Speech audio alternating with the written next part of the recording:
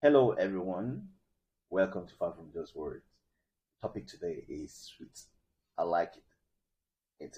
It's an interesting one. I personally like it. The topic is the title is what will it take to have a borderless Africa? What will it take to have a borderless Africa? What do you think? Okay, I wrote a few things here that I'm going to try to elaborate, right? The first one, I think, is breaking down stereotypes. It's very important because before we get to anything, we have to get to the people because there has been a lot of misinformation amongst ourselves. What your grandfather said, what your uncle said, what your dad said, what they felt is their opinion that now you take it as gospel. We have to break down the stereotype because the stereotype is like an invincible wall. Like you can't see it, but it's there. Like you. It's a marriage that you're trying to get into, but the other person doesn't really like you. He's trying, but he can't because he has baggage. He has something. He doesn't even know. He might not even know where it's from. But we have to break down the stereotypes to make sense of what is we have left. Either we forge ahead or we stay back and compare to the rest of the world or the cultures or other civilization. You understand? It's either we are forging ahead so that we can meet up with other civilizations and other cultures and seeing ourselves that one day we want to be that, not be called third world countries as they do these days, right? We have to want to dream, to work together, to see the importance of standing together and working together, and how it will feel a little bit less. And the second point is high level of securities around our borders. High level of security around our borders. I don't know if those should be the gendarmes or the militaries or the rapid intervention unit, but they need to be someone that is there 24/7,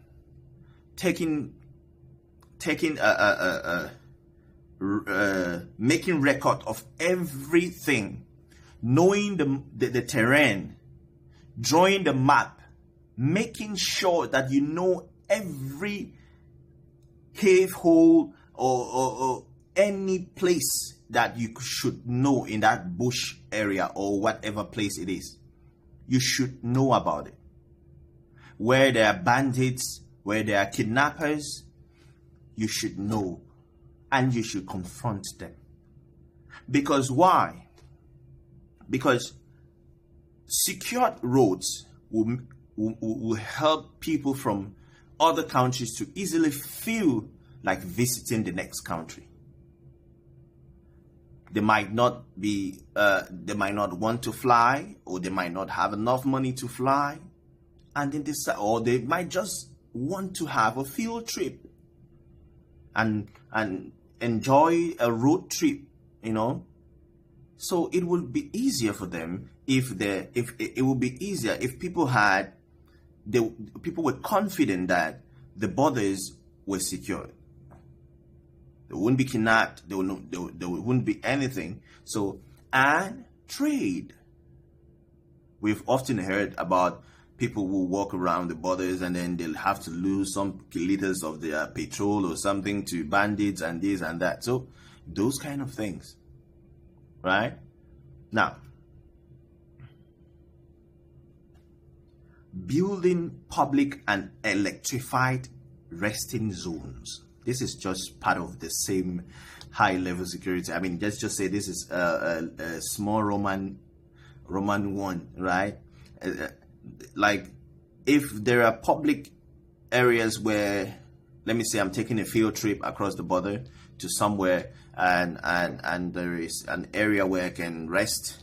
There's an area where you can buy some water and park a car and sit down or do something, I mean, there should be a little bit of a town somewhere along the line. Let me call it a town, but let it feel lively, let the people traveling feel some kind of life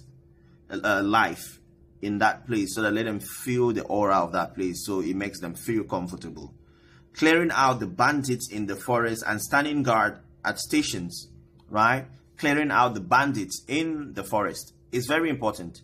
Clearing out the bandits in the country, at the borders, or on those routes that lead to the border, so that it will help people to feel secure, right? Now, this is another pertinent thing that is always seems to be ignored, since people don't know much about it. Those that know, that's why they get rich. The air transport. Yes, the air transport, the planes, the airport, everything, those things. The air transport, the air tickets you go to buy. If authorities in the aviation department could be very knowledgeable about the rules of aviation and what is causing the high prices within African nations, and try as much as fixing it, it will help us. It will help us greatly, because traveling from Kenya or from Ghana to, let's say, to Oslo might be cheaper than traveling from Ghana to Rwanda. It's funny, but it's the truth. Or traveling from Ghana to South Africa might be very expensive than traveling from that same Ghana to Oslo. It's a funny thing. And it's happening, and we have authorities in those places that have gone to school to study things like this. But then, back to something that I said in one of my previous videos, that I said, but then what is stopping them from fixing it? Which means they might be the right people there who want to fix it, have knowledge about these things, because I'm very sure pilots among themselves talk about these things every day. They do. They know what is the problem. When they talk about it with their friends or their families, they tell you what is the problem. But the problem becomes what? When they want to implement those rules in order to help the African continent and flights between African nations, authorities come in to destroy it, which I said in one of my previous videos. Sometimes it's very kind of, it gives a mixed feeling when you see the government interfering in something that could bring not just peace, could bring money, could bring stability in that part of the ministry, because aviation ministry is something in every country, right? I think the Ministry of Aviation is something in every country, I believe so. So there will be stability in that ministry. People could get cheaper tickets. And how is it that for almost 40 years of independence to 60 years of independence, and yet we have PhD holders in that field, we have doctors in doctorate degrees in that field, we have pilots that have flown for almost 20 years of their careers, 3 decades of their careers in that field, and yet they haven't been a solution? No, I believe there has been a solution. There is a solution right there with anyone, even a common man.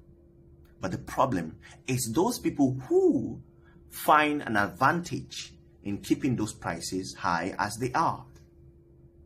Now, the question is, who are they? Are they among us, or they are from the outside? That's a question for another day and for other people. The political part that helps with the borderless Africa is also one of those points that is very important. Making sure to avoid greedy and selfish authorities in plans of growth, which means the good have to come together to eliminate or take out or disassemble cartels or lots of those guys that are there and preventing the growth. Yes, because we can all be in politics, but not all of us are good. Some people just want to keep being where they are. They want the country to keep being there because it helps them to get more money. The more frustrated the common man is and the common woman is, the more frustrated the citizens are, the more he makes money. So why is it that the good ones don't come together to eliminate or to disassemble those cartels of those bad politicians? Because a disassemblement of bad politicians in any nation, in any history, is the growth of that nation. That will be the beginning of a borderless Africa. Thank you very much. This is Akumbe.